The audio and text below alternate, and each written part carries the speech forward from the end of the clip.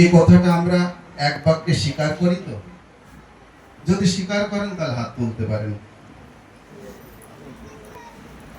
তো আমরা সবাই মতুয়া। আমাকে দিও না তিলক, তো তিলক না, শুধু চন্দনা, চন্দন তো যদি চন্দনা দাও। ওই বৈষ্ণবীয় আচার আচরণ দেখে হরিচাঁদ ঠাকুর মর্মে মর্মে উপলব্ধি করতে পেরেছিলেন যে ধর্ম আমাকে ধর্মীয় অধিকার দেয় না, যে ধর্ম আমাকে শিক্ষার অধিকার দেয় না, যে ধর্মে আমি ছোট জাত, যে ধর্মে আমি ঘৃণিত, যে ধর্ম আমার উন্নয়নের কথা বলে না, সেই ধর্ম কখনো আমার ধর্ম হতে পারে না।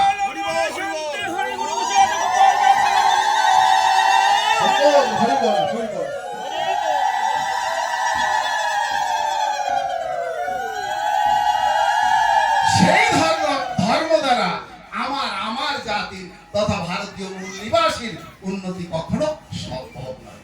তাই তো তিনি আমাদের হাতে তুলে দিলেন ব্যক্তিত্ব ভারতীয় সনাতন ধর্ম, যাকে নীলামৃতের পাতায় পরিষ্কার ভাবে তারকশায় লিপিবদ্ধ করেছেন। মানব কুলে আসিয়ে যশবন্ত সুত হয়ে জন্ম নিল সফল নগরী,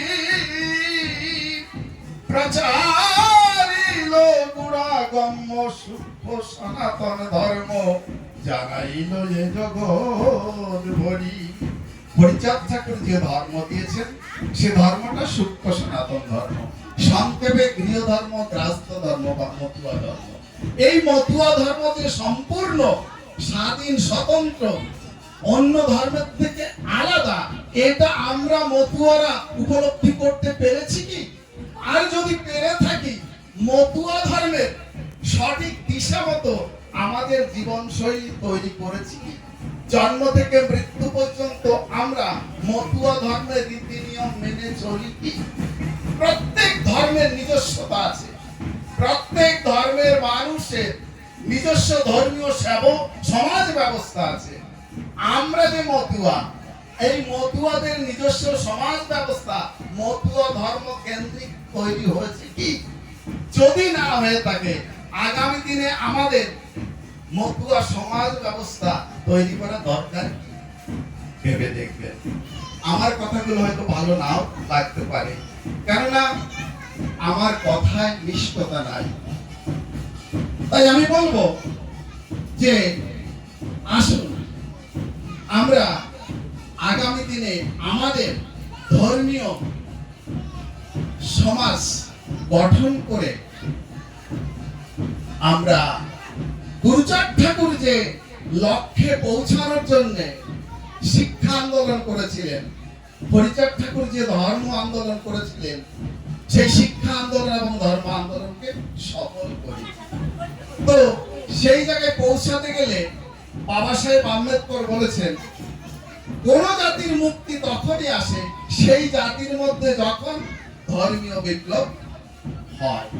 ধর্মীয় বিপ্লবের হাত ধরে জাতির মধ্যে আসে সমাজ বিপ্লব, আর সমাজ বিপ্লবের হাত ধরে আসে রাজনৈতিক বিপ্লব।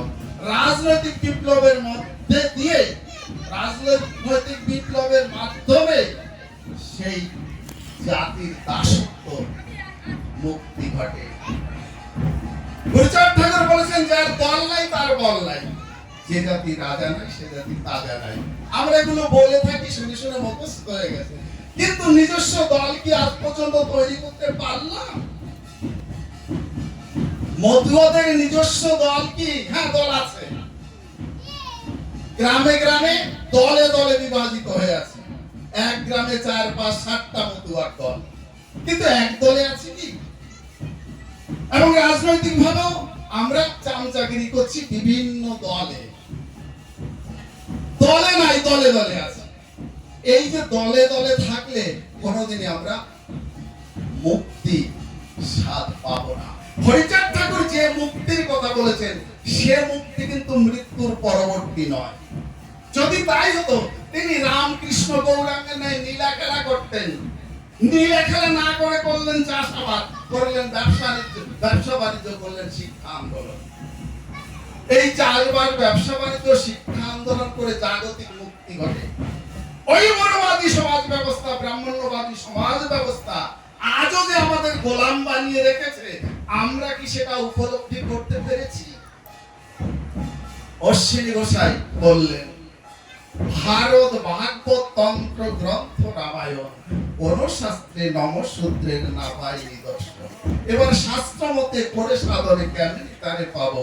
হরিচাঁদ পূর্ণ অবতার, হরি নীলামৃত গ্রন্থ দলিল আছে তার, পর দলিল গ্রাহ্য ছাড়ো বাহ্য, আমরা হরির দাস হব। কার দাস হয়েছি? মতুয়ারা হরির দাস হয়েছি? জন্ম থেকে মৃত্যু পর্যন্ত যে কাজগুলো করি হরিচাঁদ ঠাকুরের নির্দেশিত মত পথের মাধ্যমে কয়জনে করি? আর তো কিন্তু কয়জন আমরা ঠাকুরের নির্দেশ মেনে ব্রাহ্মণ বর্জিত ভাবে জন্ম থেকে মৃত্যু পর্যন্ত ক্রিয়াকর্ম করি? কয়জন?